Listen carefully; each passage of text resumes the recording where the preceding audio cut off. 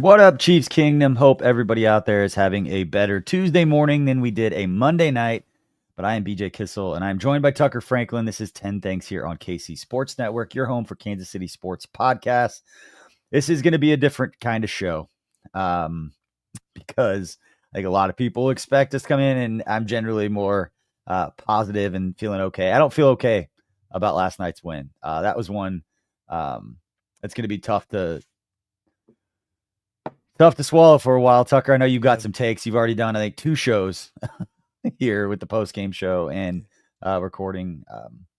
But what are your thoughts on last night's performance? We're going to get into it here. But again, everybody, please let us know. We're going to interact with the chat as we're doing this show live. So let us know your thoughts. But Tucker, what are your thoughts on last night's game? Yeah, I went to bed last night not in the greatest of spirits. It was one of those things, especially after doing post-game shows like that, BJ. You know this is like after that, it's kind of hard to get yourself like settled back down to go to bed, especially after those like late night games. And I just found myself kind of like doom scrolling and just like looking up and just like seeing all of like the stuff about like, oh, the Chiefs had 159 more yards than the Jacksonville Jaguars, and they had 13 penalties. So I mean, everybody has a right to be upset.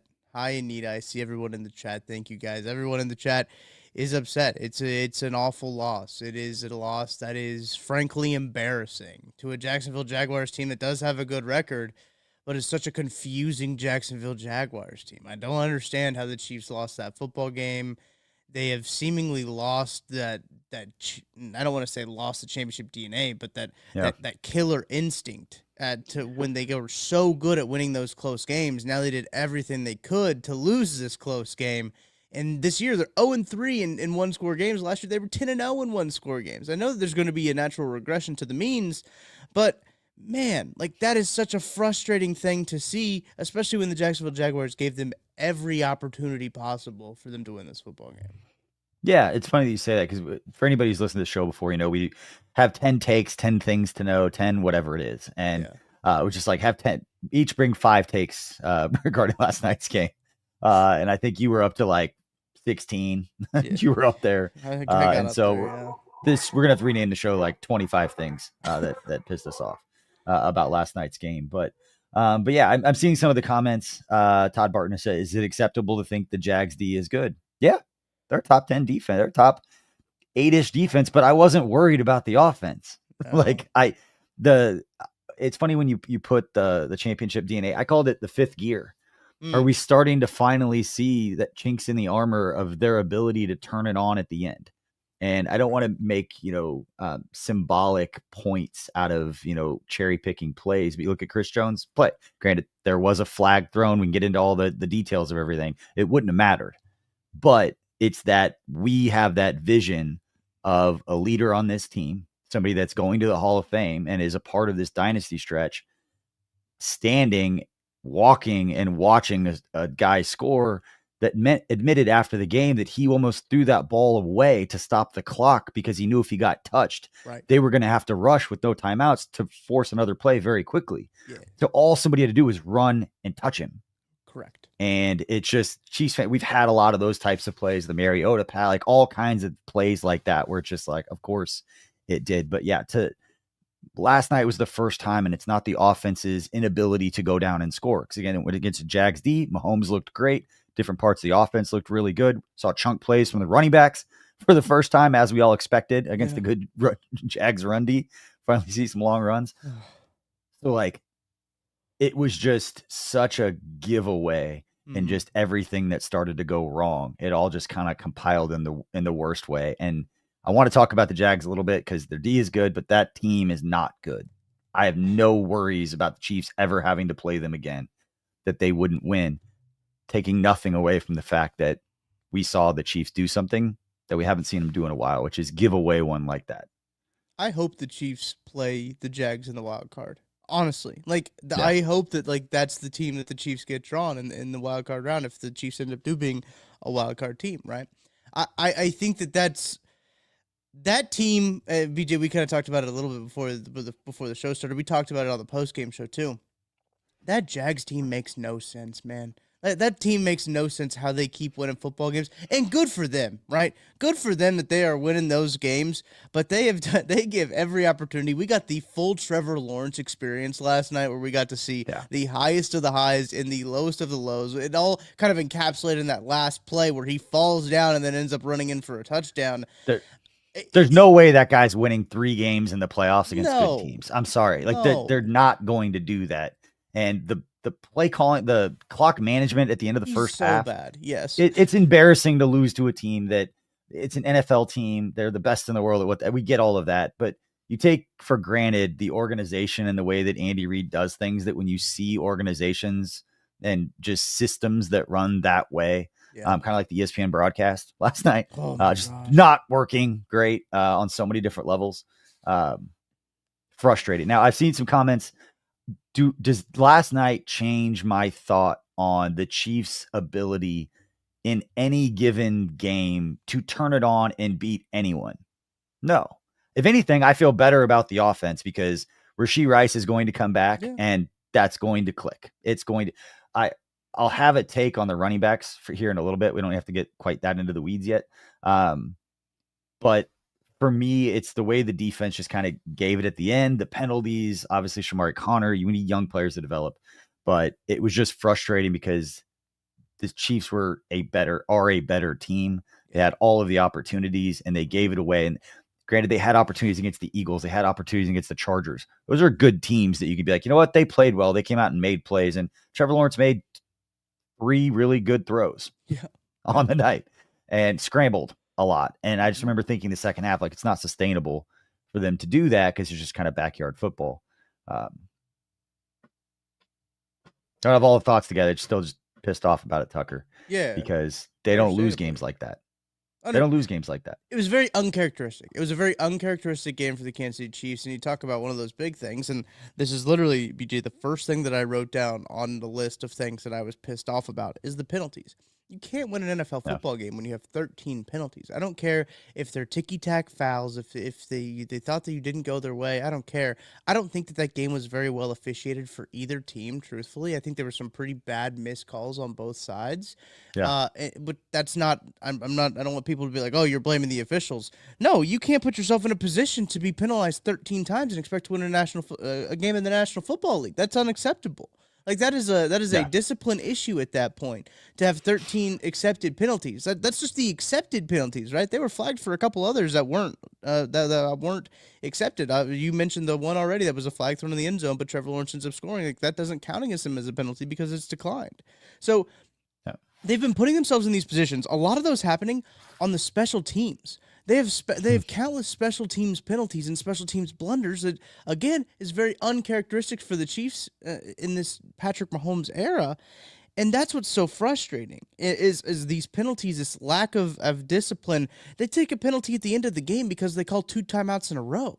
Like, well, well, you don't see the Chiefs do that. You don't see this happen. So he forgot to tell his receiver to turn his head and look when he's running wide open up the seam on a skinny post when they're just trying to get to midfield. It was just so uncharacteristic. That pissed me off. Like, Hollywood not turning his head in that moment are the types of things where it's like, what are we doing? Yeah. Like you have to be on the same page in that situation. They practice that stuff at camp. We see it. Yeah. Those are the things they practice at training camp. You're like, what are they do? Like you don't look at the clock. If you're just watching practice, you have no idea what they're working on. They work on those situations all the time. So receiver to get hit in the back of the shoulder, back of the head, whatever it was. That's annoying. But again, the penalty, is it time to talk about Harrison Butker? Because the biggest mistake he's made all year is the one game he didn't miss a field goal or miss a kick at all. I saw someone tweet out that they think he did it on purpose to kick it out of bounds and give it to him at the 40, which is a really bad take. All for defending guys and looking at both sides. There's no chance that Dave Tope told that guy to kick the ball out of bounds. I know on his kickoffs he does a little bit of like a duck hook, right? So like it does kind of look like sometimes when he kicks off, you're like, oh, that's going out of bounds, but then it'll like kind of hook back in. It didn't hook back in on this one. He kicked it and it looked like it was going straight out of bounds and it never moved. I mean, that sucker was going straight out of bounds. That's infuriating. Now this is like people will blame the kickoff rule for this, right? For if it like does that and then it goes out to the 40. No, I mean kickers have to perform and kickers have to be He's better. a professional kicker. Right. Everybody's doing it. Kick the damn ball where you're supposed to. Right. It's 15 yards, 20 yards. It was the difference. And I'm not saying it lost the game for them, but it definitely changed the momentum at that time where it was just like, oh, this is kind of scary because Travis Hunter can get loose. Like they could have a freak play where a ball bounces off. And then Trevor Lawrence made 2 throws, and I'll give him credit for those. But he was also sitting back in the pocket for the most part, pretty comfortable when he wasn't scrambling. The pass rush is a problem. And this is where I think, yeah, I don't know what the answer is or what the solution has been. And this is where I know Kent's talked about this. I've seen him put it out on social of it's catching up to the Chiefs that their superstars that they've developed are aging. Yeah. And they're being replaced by, especially defensively when it comes to the pass rush, non-elite athletes that are very good players, but nobody that's just going to line up and take over a game in the fourth quarter. Yeah. And it's too many years of not having that elite juice up front. What is also really frustrating is if you look at the numbers, the advanced numbers and the nerds love the Chiefs pass rush. And it doesn't make any sense when you watch a football game why you would like this Chiefs pass rush. Well, it actually does because they're covered. The blitzing stuff? Or are you talking about the front four? Non-blitz. The front four. They're saying that like the front floor gets home all the time. But if you watch a football game, I've never today or last night was probably the most frustrated I've been with this Chiefs pass rush in some time because there was no one was getting home. It did not matter if they blitzed. It did not matter at all. No one was getting home. And that is inexcusable. I understand that, like, they drafted a guy in the second round who's played 2 games this year, right? So that's not very fun for them in that regard. Mike Dana's coming back off of an injury, but Chris Jones is on the other side of 30. So, I mean, you're looking at an offensive line or defensive line room, that has a lot of capital in it, not even to mention George Karlaftis, where he, coming into the game, led the league in pressures, but only one of those pressures, according to NFL Pro, came under 2.5 seconds. This team does not win quick. This defensive line does not win quick. And that is incredibly frustrating when you have a secondary that has played pretty darn well. I know that they're disguising stuff. They're confusing quarterbacks long enough for them to have to wait 2.5 seconds. And guess what? They're just chilling. They're still not just there. Waiting. They're just waiting, and they're not having to even really manipulate the pocket or step up and move around. They're just sitting there. Yes. And that part gets tough to watch. So, yeah, at the end of the game, when Charles Omenihu gets a sack or Leo Chanel gets in the box score a sack from chasing someone down, that's not the same. No. That's not the same as affecting a play on 2nd and 10 on a drive where they're going down. Win quickly. Don't leave it up to Spags to have to call a perfect game and hope the other guy doesn't dot 2 passes down the field, because it's exactly what happened. Yeah. I saw some people in the chat talk about the usage of Noel Williams only being only 3 snaps for Noel Williams. I know that there's some frustration there. Matty Lane talked about this on the post-game show. The way that the personnel-wise Jacksonville was going a lot heavier than what I think maybe the Chiefs maybe anticipated. But personnel-wise, it wouldn't have made sense for Noel to be on the field in a lot of those situations with Jacksonville going heavier in a lot of these circumstances. It was more of just like what Jacksonville was doing rather than Spags not wanting to play Noel, right? I think there's a little bit of like the Jags kind of dictated a little bit the personnel for the Chiefs. Now, 27 was a problem, right? Like again, if they needed to play, they found 27. He was just burying his face mask in dude's chest in the end zone, which wildly frustrating again to see all that stuff happening. Just undisciplined again. It goes back to that. It's just wild. Like it was just a very undisciplined game, and a game that they should have handled and controlled. Like that first. BJ, that first quarter was beautiful. Like, I don't think there could have been more of a just like, oh yeah, no, the Chiefs are back. To I tweet out they're going to hate us even more because of all the close calls that were correct calls. They were correct. Nick Bolton knocked that ball out. I don't know why people thought that was a touchdown. And I don't know what angle they showed in the stadium to get the reaction that they did, because it wasn't the one they showed on the broadcast. No, because it wouldn't have got that level of a reaction. Because you heard it on the broadcast. You could hear it when they showed it. I mean, you could hear the crowd on the broadcast. And Nick Bolton was like, no. Like, he didn't get there.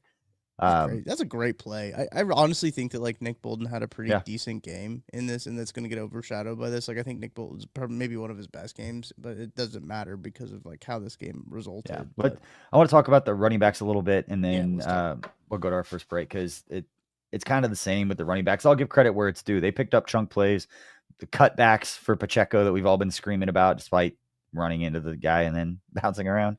Kareem Hunt got a couple of chunk runs. I want to say it was I think one was 33 for Pacheco. I don't know what Hunt's was, but they were the 2 longest runs of the year. Each one of them had their longest run of the year. So that's great. I'm not going to pretend that it's not. It's what we've been asking them to do. My worry, Tucker, and this is, again, I texted you that I'm a grade A hater at this point when it comes to this. The way in which those plays happened, I don't know how sustainable that is over the course of a year. Right. They ran through some bad tackles, if we're being honest. Now, it was effort. It was all things that we praise about them. It's still not juice running around. It's still like, is that going to work again if the team tackles normally? Whereas you watch even ETN, you watch Brashard Smith run and get the edge around people, and you're like, that's what it's supposed to look like, and not get tackled before you turn the corner. Yep. And they turned the corner, but they did it because they ran through bad tackles. So great that they did it. Doesn't change my overall thought, just because I don't know if that's sustainable long term, and that's not going to be sustainable against a fired up, locked in team in the playoffs.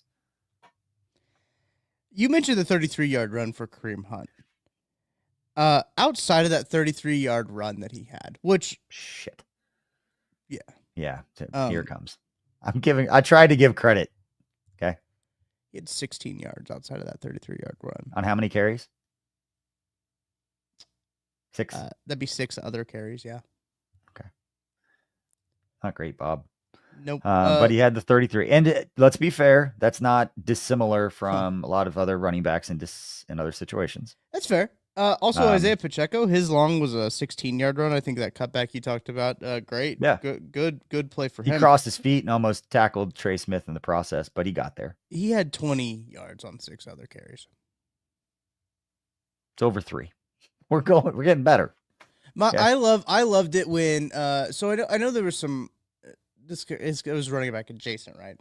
Take his longest carries over his last 2 games out, and then see what his average is, Tuck, and tell me we're not getting better.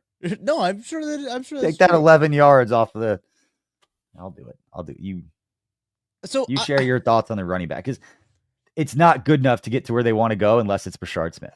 Right, 100%. And Brashard Smith clearly made it evident that he's the best running back on their roster. Let me say this: if Rashee Rice stays healthy, honestly, I don't think it matters offensively, because I believe that Rashee Rice adding will make the offense that much better. Yeah, no, sorry, you're pointing on the running that's backs. Okay. Mine kind of is like play calling, right? But it's running back adjacent, right? Because when the Chiefs, and this will lead into the Mahomes interception, right? And we can take a break before we get into the Mahomes interception, because I think there's some stuff to talk about there. A lot of people in my mentions were like, hey, how come you just don't run the ball there? How come you just don't run the ball? And here's the thing: is they don't have a running back. Their power run situations and goal situations is so bad. It is. They don't have running backs that can get it done. They don't have short pickup potential on this offense. I don't blame Andy Reid for trying to throw the ball and trying to let Patrick Mahomes, the best player on the field, try to make a play there. I don't blame them at all, because his running backs are garbage. Like, they are not good at picking up these short yardage. This low red zone stuff, these runs, they can't do it. They cannot do it. And the way that Jacksonville was playing it, they were going heavier. They have a good run defense, right, BJ? You talked about that. They've got a good run defense. Their goal, their low red, they were not moving the ball. I know Kareem Hunt scored 2 touchdowns, vulture 2 touchdowns in the low red there, but like, man, that's what was so frustrating. It's like, they go back and look at it. People were like, well, he's averaging 11 yards a carry. Well, yeah, one of his runs was 33 yards. That'll help. You bring up they're averaging so many yards per carry on these. They were moving the ball well. They were running the ball well from the 20 to the 20. But once they got in that low red, everything changes. And I think that people don't add the context to that. The running backs cannot make people miss. It is Very frustrating to keep watching the Kareem Hunt go out there. And look, this is not Kareem Hunt's fault. This is not Kareem Hunt. I refuse to blame this on Kareem Hunt for him going out there. He did everything he could on that 33-yard run as a old 28-year-old man going out there to make things happen. It's not his fault that the Chiefs are going to have to rely on him to be a premier running back at the end of his career. That's not his fault. Perfect way of putting it. It's not against the player at all. No. And to give credit to Pacheco, I haven't looked up Kareem yet. To give credit to Pacheco, his average was like almost close to 4 yards if he took his longest run away for like the last 2 games. Okay. All right. I'll give credit where it's due. And honestly, there were a couple of like the third and shorts that were not good that I thought were going to be losses, or I think it happened 2 different times, one for each, where they ended up fighting for a first down. Yeah. And so, like, it's if you need a yard, I believe they're going to give you a better effort than a lot of other people. I think if you need a yard, they have a better chance than Brashard Smith does. But most of the time, the Chiefs need more than a yard. Yeah. More than a yard's helpful. Pacheco did do some good stuff in the receiving game, too. He had 3 catches for 20 yards. Didn't drop a pass. So, like, that was good. A couple of those far ones outside, I thought he dropped. Like, he looked good catching the ball. That's a good point. But it's probably a good time to take a break. I thought about something else that I was upset about, so I had to write it down on my list. That's what I was doing. So was it that you didn't copy and paste something into the private chat, or was it another reason? Oops, that's because I forgot to hit send on the private chat. There you go. Mm-hmm. Calling all Chiefs fans. You could be on the field at the 50 inside GEHA Field for the official coin toss at a Chiefs home game this season. Visit Chiefs.com/GEHA now. Enter a chance to win to be on the field for a once-in-a-lifetime view of the pregame coin toss. Plus, you can score other exclusive prizes. Enter for a chance to win at Chiefs.com/GEHA. GEHA is a proud partner of the Kansas City Chiefs. We'll be right back after this. Chiefs Kingdom, I have got a question for you. What is your favorite touchdown? Well, for me, I can confidently say that my favorite touchdown, it's the next one. Because with DraftKings Sportsbook, an official sports betting partner of the NFL, every touchdown could bring you closer to cashing in. From the first touchdown score to anytime touchdown props or the thrill of live in-game betting, every snap is loaded with opportunity. From spreads to money lines, same-game parlays, regular parlays, you want it, DraftKings has got it. Here's the best part. Bet just $5, and if your bet wins, you'll get $200 in bonus bets instantly. I use DraftKings Sportsbook, and you should too. Your team hitting pay dirt pays out to you. Download the DraftKings Sportsbook app now and use code KCSN. That's code KCSN to turn $5 into $200 in bonus bets if your bet wins. In partnership with DraftKings, the crown is yours. Gambling problem? Call 1-800-GAMBLER. In New York, call 877-8-HOPE-NY or text HOPE-NY 467-369. In Connecticut, help is available for problem gambling. Call 888-789-7777 or visit ccpg.org. Please play responsibly. On behalf of Boot Hill Casino and Resort in Kansas, fees may apply in Illinois. 21 plus age and eligibility varies by jurisdiction. Void in Ontario. Bet must win to receive reward. Minimum minus 500 odds required. Bonus bets expire 7 days after issuance. For additional terms and responsible gaming resources, see dkng.co/audio.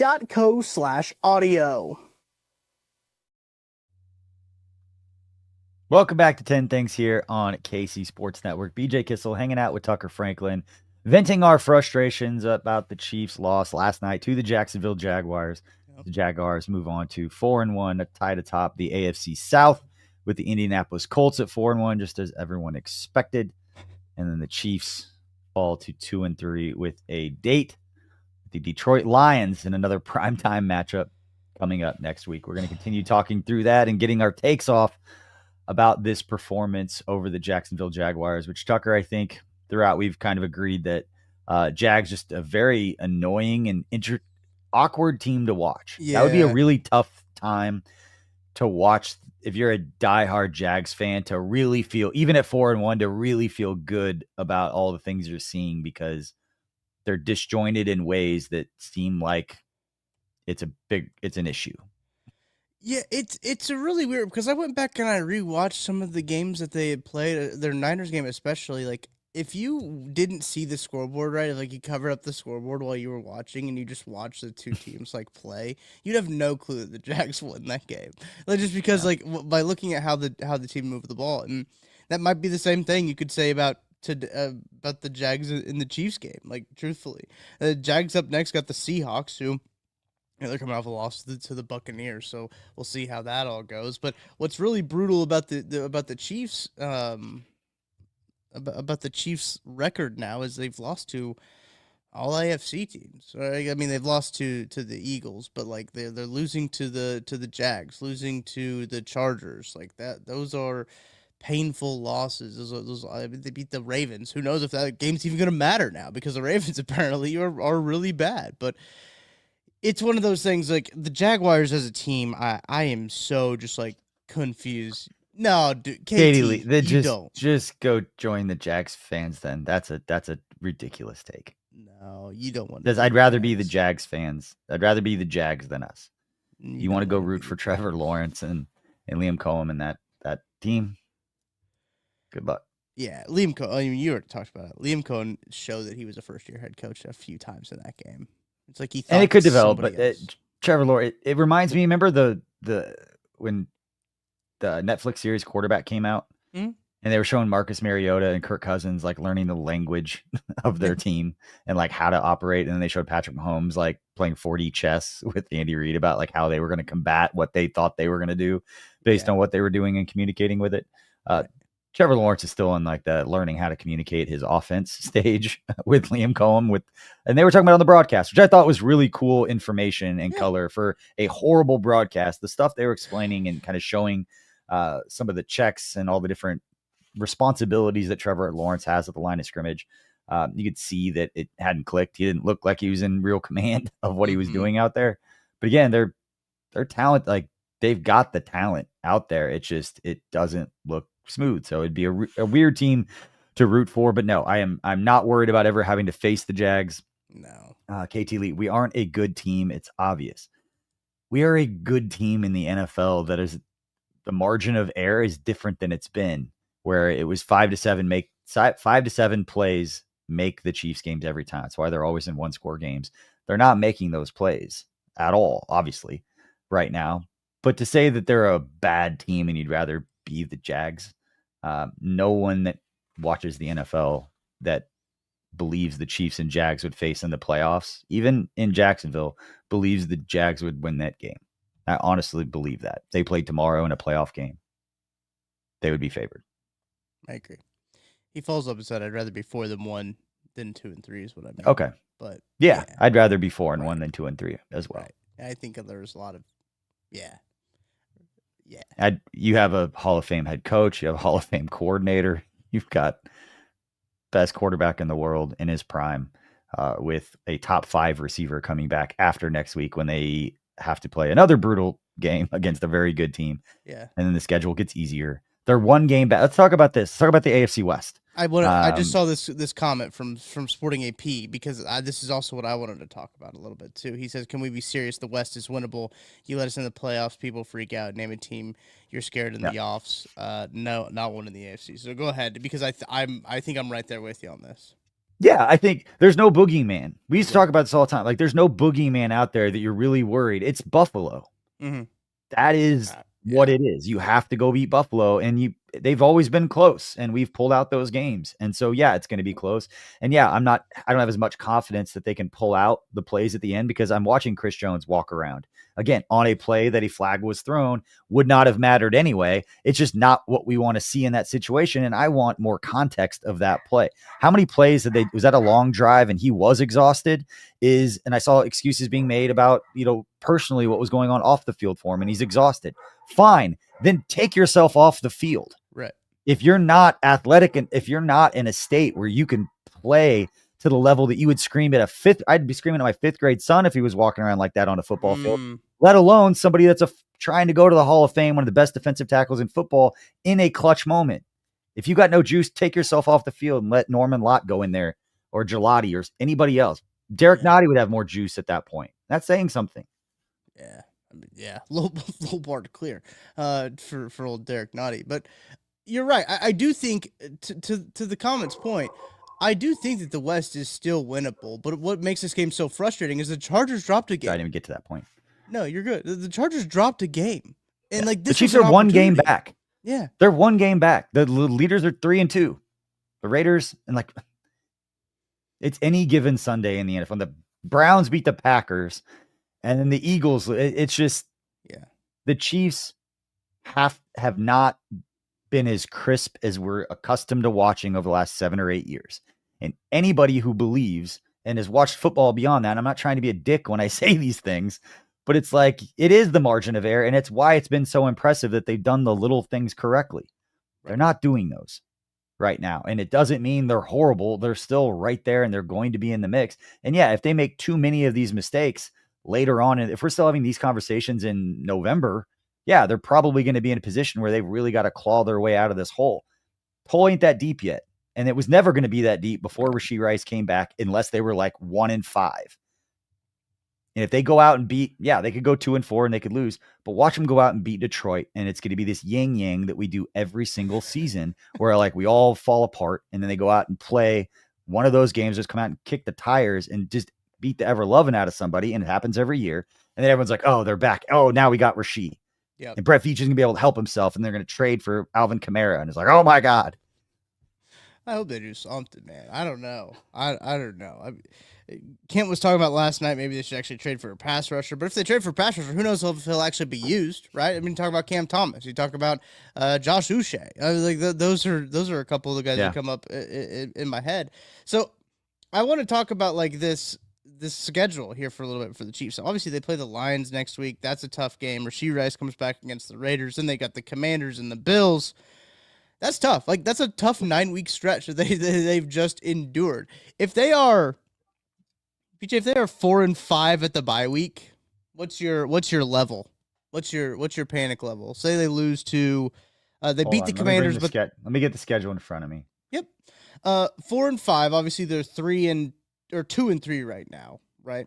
Say they sneak. They're 4-5, getting ready to go face the Broncos with me and my son in attendance in Denver. Yep. Bringing them out to get back at 500. Yep. You got Colts, Cowboys, Texans, Chargers, Broncos. Yeah. They've got everything they need in the last 4 weeks of the season. Like, looking at the schedule, you've got Chargers, Titans, but then you have Broncos, Raiders. You have 3 or 4 games in the division in the last few weeks. They're not going to be so far out of it that if they make a run right there, that they can't claw back. And say, yes, the Chargers have, the tiebreaker on because they beat them. And they beat everybody. So the Chargers are going to go 1-1 against the division at worst. Right. So great for them. They had the best start possible, and then they've now dropped 2 inexcusable games in their department as well to NFC teams, nevertheless. But they've dropped 2 games to give the Chiefs an opportunity. I think that's what's frustrating. And their last 5. Hold on. Sorry. Go ahead. To cut you off. No. Chargers. Last 5 games of the season for the Chargers. You have Eagles, Chiefs, Cowboys, Texans, Broncos.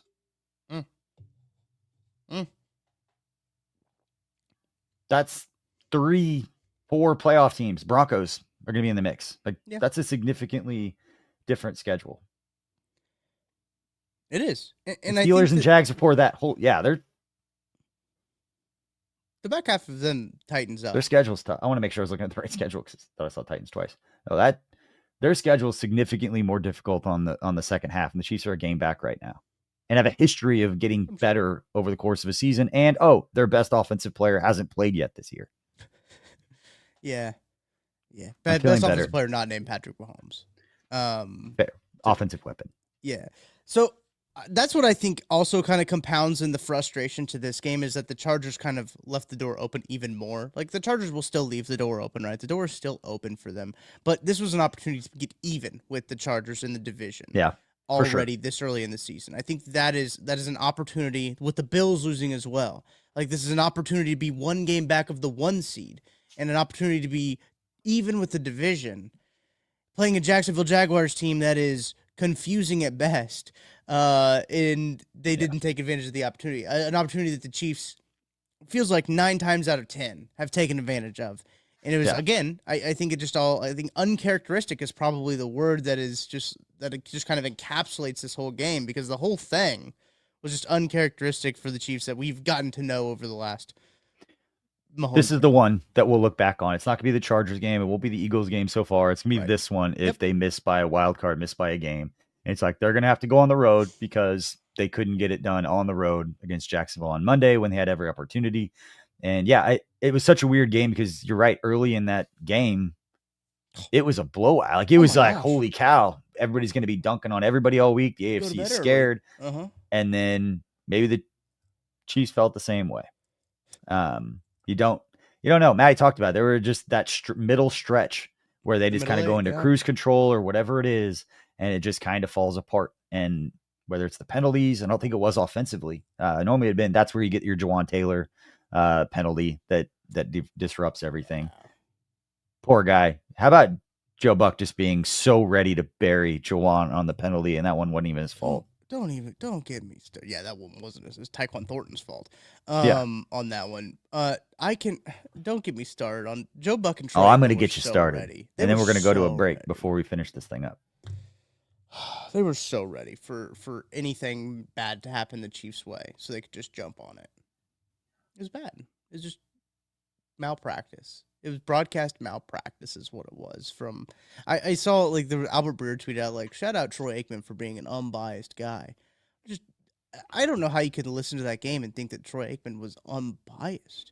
It was crazy. I'm trying to remember at the top of my head. There was one time where something happened where he was defending Patrick and what had happened. And it was like, he didn't have to do that. So I'll push back a little bit and say there were a couple of times where I was like, wow, that's surprising. Because over time we've come to know that like I don't think Troy's a huge fan of Patrick. He doesn't gloss over him the same way that other people do, and doesn't seem to give as much credit as other people do over time, right? That's why that's a thing with some Chiefs fans. But yeah, overall, we talked before we started recording. I didn't listen to the sound in the fourth quarter or the beginning of the third, starting at the pick six. That was the first play that I flipped it on when I was putting my daughter to bed. But saw a lot of the comments about it, and I generally think they're more unbiased than a lot of other people do because they take it personally the way they talk. But some of the stuff with the penalties was getting bad, and then Jaden Hicks laid out their receiver, and we just had to shut up about the penalties because that was egregious on the interception as well, which completely changed that game. So it did. I know that like the first one where with the offensive pass interference that the flag was picked up, they really just kind of were spewing and just like, yeah, that's wrong. But like they had their rules analysts come in and say something that like wasn't happening on the screen. It was like, stupid because he was like, well, it's a yard and he's beyond a yard. And I'm glad you tweeted it out because I'm like, am I crazy? The ball's at the 2. Right. And he's picking and his feet aren't even on close to the white. No. Like he's at the 1. Like this is a legal play. And everybody's saying that the Chiefs talked him into it. I think the Chiefs were just reminding the refs as they huddled together, hey, where's the ball? It was at the 2. Was he in the end zone? No. No flag. Right. But don't let the internet stop from understanding the rules. And they're like, well, he did that on purpose. Hell yes, he did. Every team in the NFL has that play. Everyone runs that play all the time. But let's go to one last break, and then we'll finish it up with a few more F-bombs and takes on the Chiefs' loss to the Jags. And then we'll look forward a little bit. But we'll take one quick break. Appreciate you for letting us pay some bills right now.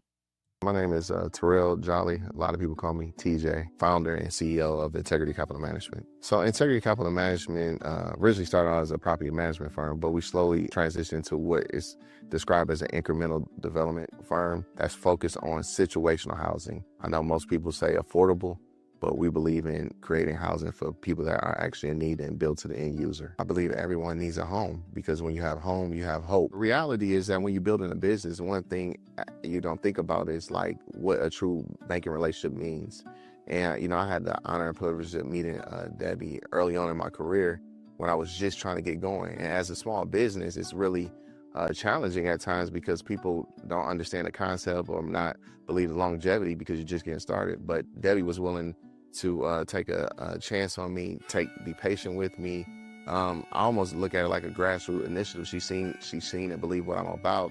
Anybody that's really true about their business and want to get some things done, I would definitely trust hands down Emprise, because Deb's team, along with Aaron and Jackie and all the amazing people that work behind the scenes, even from the treasury side, I would say, hey, give them an opportunity, because you won't be disappointed, and you will actually be in hands that actually somebody care and that will see you from start to finish.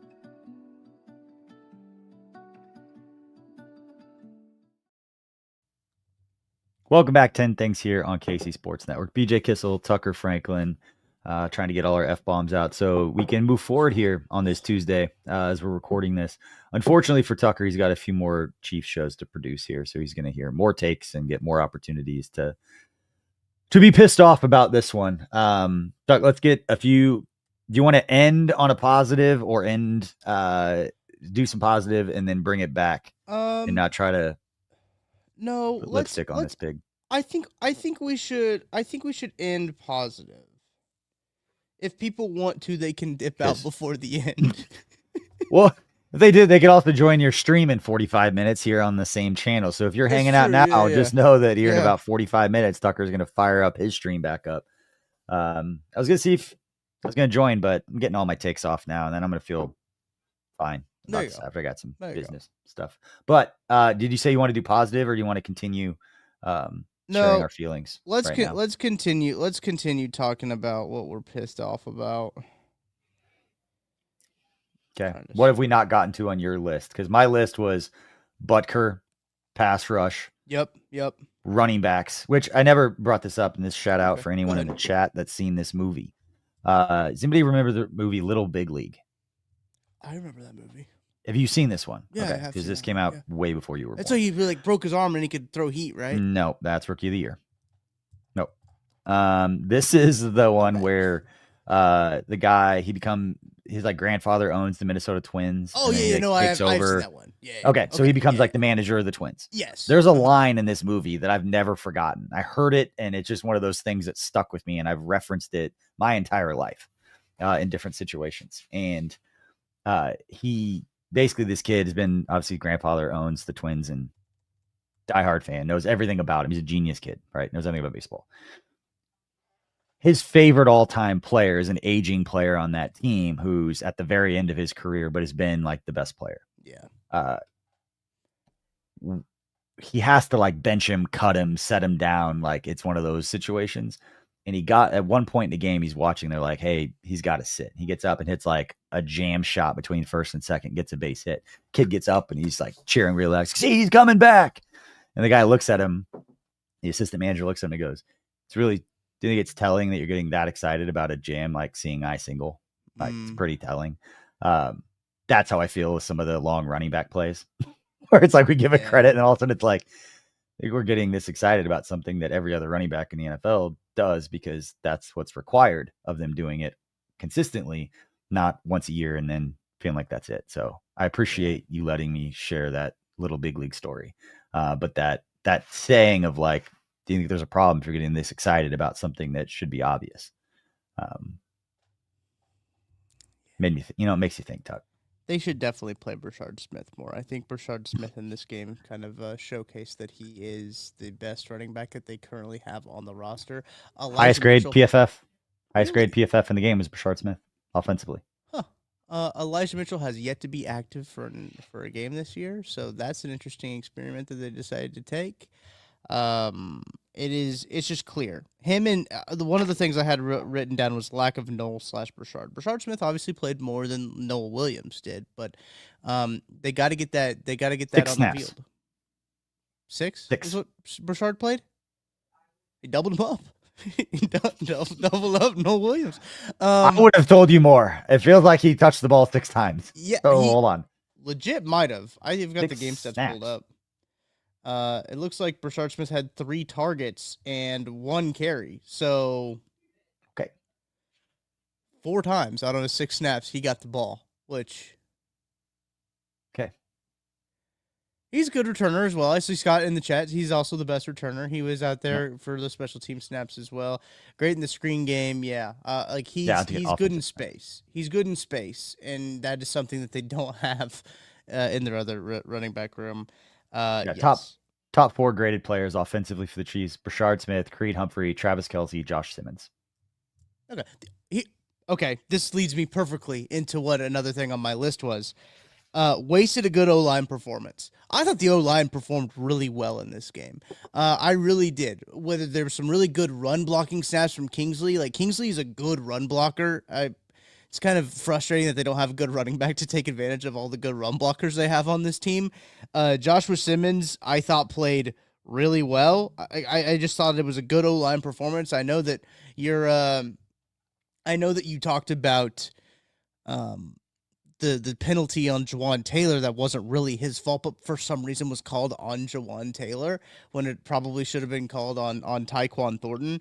I thought the O-line had a really good performance, as well as Patrick Mahomes outside of like the one decision on that pick six. I think Devin Lloyd just kind of like other guys who get paid too, right? Yeah. Is type of deal. Like Devin Lloyd made a play. Devin Lloyd is having, by the way, an insane season. I don't know if anyone in Kansas City is aware, but like he last year should have been benched. He played terribly last year. Like he was one of the worst linebackers in the National Football League last year. Now he has 4 interceptions in the first 5 weeks of the NFL. So he's playing incredibly well. And he's just kind of continuing this like Lynn Sanity type run for Devin Lloyd. And wow, look at that! I know it's that I do think so. To that pick six, this is another point that I have written down. I think if they bring him down, if it's not a pick six, do the Chiefs win that game? Like if they are able to just bring him down like at the 30, right? If Mahomes is able to get him down, or let's say Tyquan chases him down to like, I don't know, he gets out maybe before the 50, right? If they're able to bring him down before the 50, they still win that game. I think the Chiefs win that game. Maybe it's just like the optimistic side of me was still in there, because like I was watching him run it back, and like my daughter, as she's about the 50, she's like, "That's not good, right?" I'm like, "No, this is not good at all." But saw Tyquan Thornton coming, I thought he was gonna pop it out. Yeah, I thought so. And I was too. like, "This is gonna be one of those hustle plays that were like, oh my god, did you see that?" No. And then he just he just tried for the pop. He didn't even try for the wrap. I don't know. And then he got there, and you're like, oh, he's much smaller than Devin Lloyd is. It's one of those things where you saw him going up, and you're just like, oh, that's not going to work. But it's going to be one of those plays where Patrick Mahomes, and I thought he did exactly what you want, just jump at his legs, try to get him to move back inside, slow him down a little, and then nobody could catch him. That's just annoying. The guy makes a play. Saw somebody in the chat said that he baited him on the play. He might have, like, he did. It was he acted like he was going, never going to make a mistake, and they still came back, still took a lead after that. Now, part in place because the pick or the interception where we trucked the dude and he fell down and we got a break. But yeah, that one's tough. I was looking at the offensive line because Chiefs averaged 7.2 yards per carry. Now it's including Mahomes. Scrambling yards, which is obviously pretty good. But Patrick Mahomes, he was blitzed, according to PFF, 20 times in that game. Completed 72% of passes against the blitz. He was only under pressure 13 times on 46 dropbacks. So 28% pressure is pretty good. And all of his numbers were good against all of them. Like I said, the pick six was bad. The guy made a play, but besides that, you can cherry pick certain plays and certain throws. Like that should have been better. Right. But Patrick Mahomes played like we expect Patrick Mahomes do play. And when Rashee Rice gets back, I think everything falls into place for the Chiefs offensively. And then it's Jawan Taylor penalties and chunk plays from the running backs become the only things to really worry about. And that's where I believe Brett Veach won't be able to help himself at some point, bringing in somebody. You have to be a big name for the Chiefs at running back. And that's a difficult position to bring in the middle of the season without knowing the offense. And I understand that because I've talked about that a lot. I just feel like they see the same things that we do. There've been reports of them looking at running backs before. And I don't think last night's performance is going to all of a sudden be like, oh, we're good now. We don't need to address this. If you would say Patrick Mahomes was 29 for 41, 318 yards, a touchdown and a pick, you would have felt pretty good about what the Chiefs' results would have been. They had told me they had 170 yards rushing too. Yeah.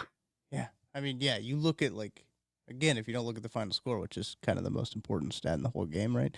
But you don't look at that. I mean, this is a weird with the Jacksonville Jaguars, though. Like, I want that to be clear. Like, the Jags, every single game they play is like this. And it does not make any sense how they're winning football games. But they are.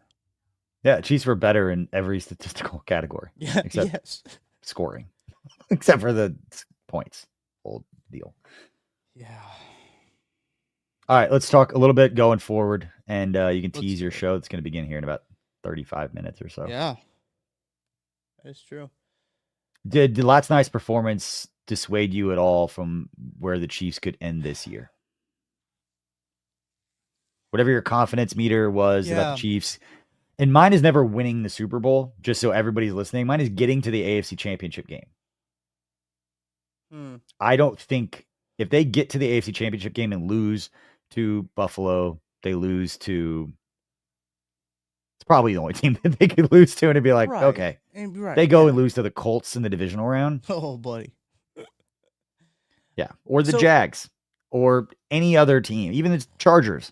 Somehow they ended up playing them. Like it's the only do thing that's think- going to annoy me about this season.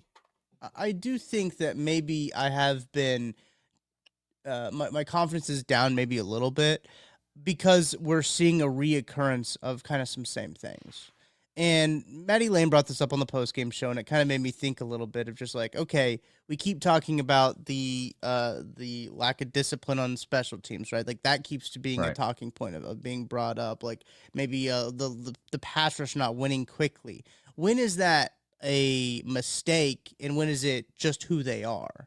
I don't know if 5 weeks into the season you can say that's just who they are yet, but it's definitely something that I am definitely thinking about a lot more of like, okay, is this just who they are, or is this a lapse? Or is this just a mistake, right, for this one game? Is this a one-off? And some of the stuff we've seen has not been a one-off this year, unfortunately. So that's what causes me pause. I still think that this is a playoff team, right? I still think Yeah. you look at the AFC right now, you can't tell me 7 teams that are better than the Chiefs. There's no way you can look at the whole field of the AFC right now and say there are 7 teams better than the Kansas City Chiefs. Yeah. And I think that's where I'm at. Once they get in the playoffs, it's anybody's game. I'll take Patrick Mahomes in a playoff game, right? I'm going to take Patrick Mahomes and Spags in a one-off game plan. So I think you just got to get to the dance at this point. Look, they were 12-5 and won a Super Bowl that one year. So it can happen. They can lose some games and still win the Super Bowl. But there is a little bit. I have more pause now, I think I'd say, BJ, than I did probably coming into this week. See, here's the thing for me is it made their road more difficult. The journey is going to be more difficult and annoying because of last night's loss. The last night's loss didn't move the needle for me in any way, shape, or form about what I think this team can do. Right. The positives, the running backs getting chunk plays, don't move the needle for me. And the negatives don't move it because of just the weird plays. And just there were a number of events that worked against the Chiefs in a way. Penalties, I mentioned earlier, Chiefs won every except penalties. They had 109 yards versus 25 for the Jags. So they didn't win every statistical category. But nothing changed for me regarding, I would love for James Palmer or some other national media to do this right now and to get a poll of some executive coaching staff, just ask somebody on every team in the AFC, which team right now would you least like to face in the playoffs? And I guarantee you the Chiefs are still going to be the most given answer. I don't care what the scores are. I would put money on it. Yeah. I would put money that more teams would still say, I do not want to face Andy Reid, Steve Spagnuolo, and Patrick Mahomes in the playoffs. 100%. So No. if you don't believe, Chiefs fans aren't going to believe it because they're set on their things, but every other team in the AFC has all kinds of issues. Yeah. That's the part that you see because you watch a lot of football. I saw a comment in here earlier, Tucker, saying that today's a good day to give you a raise. Do you have a fake account? Are you putting That's comments not in me. there? That's not me. I promise. I promise that was not me. Not my I gave- burner. Gave Tucker a nice treat last bonus-ish It's true. something last week. So I got to watch the whole slate. was it nice? Sunday tick. Is it enjoyable? Yeah. I mean the games Happy ended for up being good like that witching hour did, but no, it was good. I had 6 games on at the same time. Nice. I appreciate everybody for hanging with us till the end of the show. There'll be a prize here at the end for anyone still watching or listening. Dead serious too. Your Sundays and we talked about this before, could Very not different. be more different. My Sunday, Glad the Chiefs didn't play in the afternoon. Noon baseball game for my son, tournament game. They lost. Very similar to the Chiefs in some ways, in that it didn't go well. Yeah. Like it wasn't an awful performance, but just everything that could go wrong went wrong at the wrong times. Then went straight to a flag football game. We got run ruled in the baseball game. Went straight to a flag football game where we won by a lot. Won 56 to 6. That was tough. We've been on the other side of those. Those aren't fun necessarily. Yeah. And then went straight to a volleyball game. My daughter's volleyball team lost all 3 of their games by 2 points. And I don't think they've won I think they've won 1 game in 2 years. So that was tough. Following K-State's game. And then last night, just a very not overall great sports weekend at this house. So I did not get to sit and no, I did not go to the Chappell Roan concert. I did personally, cool. But Tucker did. He can talk about it. Yes. That was my Sunday. And then I went to my old man baseball practice from 4:30 to 6:30 because I'm going to Arizona in 2 weeks to play Oh yeah. old man baseball in Huge. some national tournament. That's huge. A bunch of dudes in a big house. Should be fun. But between 12 and like 7, I was nonstop on Sunday That's and not crazy. watching a lick of football. That's so crazy. And you were just chilling. I'm very Watching thankful football. that Tara enjoys watching football. Like that. Does she sit and watch football with you? Yeah, she does. Yeah, she Really? hates the Eagles. Oh my gosh, she hates the Eagles so much. There's 2 teams that she.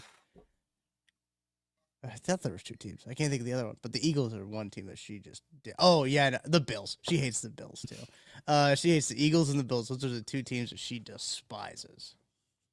She'd have some pretty visceral reactions if we were to talk. Maybe Bills week. I get her on the stream. We talk about Chiefs Bills because she does not like Josh Allen. All right. I said there would be. I did not know that. I learned something new about her today. But the Chappell Roan concert was good. Saw a lot of videos. Oh, dude, it was incredible. It was great. It's really cool to just like do a concert out there on like the lawn of the World War I museum. Like just have that setup is so cool. Like just like festival vibe to it. I should know the answer to this. Have they done a concert like that in that location before? Somebody mentioned they used to do like Rockfest over there. I don't remember that ever happening. But like somebody said that when we were in line that they used to do Rockfest over on there, but I didn't know it was like a possibility, truthfully. And now that it is, like there could be some really cool stuff that they can do from there. The shots of like the drone shot, I'm sure, other than just being a cool location, the shots of downtown where they're performing, especially somebody from the area, kind of from Missouri, from the state, from the neighboring state, like you claim Kansas City Metro, right? It's Lawrence, like Springfield, true, Fort Scott, Pittsburgh, obviously part of Kansas City. Interesting. I'm glad you had a good time at the concert. Really cool. Appreciate everybody for listening. If anyone who is still listening is a subscriber, free or paid, to kcsn.com, and you want to shoot me a message on X right now and tag me, the first person to do it's going to get a $50 gift card mailed to them from Tacos for Life. Whoa. So tag me. You could say anything you want. Tag me on X, and the first mention that I get on X, I will DM that person and mail you a $50 gift card later today. It's going to probably be this gift card right here. It's Christmas themed, but it's okay. You can still get great tacos with it. So we like our friends at Tacos for Life. And we like everyone to subscribe to kcsn.com because it's free. We have over 16,000 subscribers now, Tuck. Wow. 16? Our director of, Luke's doing a good job growing our newsletter. So appreciate everybody that has subscribed. It's free. You can get all Herbie's thoughts and Tyler Brown and Joseph Hefner and all the stuff. Here for the vibes, not tacos. Fine. Don't tweet me then. Sporting AP. No tacos for you. Everybody loves dragons love tacos. Yeah. It's a book, Tucker. I read it to my daughter all the time. Anybody with kids? Good book. Vibes and Tacos for Life. There you go. I might get some Tacos for Life today. That sounded really, you said that. You brought that up and I was like, wow. Makes me feel better. Yeah. Go eat some tacos. Or you get tacos tomorrow. Bring tacos to the office. Oh yeah. We could do that. Be streaming from the office. Sounds like I might be going on the Lions podcast tomorrow as well. Which one? I think maybe not Westwood. It's The guy's easy on Twitter is what his name is. Speak Easy Sports. Jonathan Cook, send me an email. bj@kcsn.com. I got you. There it is. Jonathan Cook.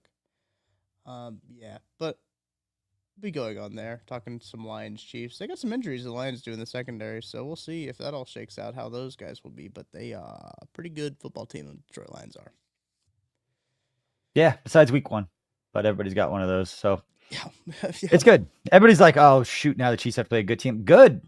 You can see where they stack up again. If they lose by 3 points, everybody melts down. It's like, that's the team that you play in the Super Bowl and you lost by 3 points. Liam Cohn already did that with the Eagles. What? Liam Cohn's on Pat McAfee show right now. This was the Super Bowl, dude. I tell you what, like they were. I mean, they're propping up somebody that's system is not looking great. I'm sorry, I don't. The second half of that, maybe it'll develop and come together in a way that did not give me the vibes. And granted, I don't watch a lot of the Jags, but man, it's a bunch of talented players just kind of thrown together. Yeah. You know, not saying they're not talented, but seemed like they were bad in some areas. They shouldn't be bad at this point. Anyway, sorry for hearing us ramble. Appreciate everybody, whether you're watching live, watching after the fact, or listening to the audio podcast. We appreciate your support. What we got going on here at KC Sports Network. For Tucker Franklin, I'm BJ Kissel. We'll see you next time.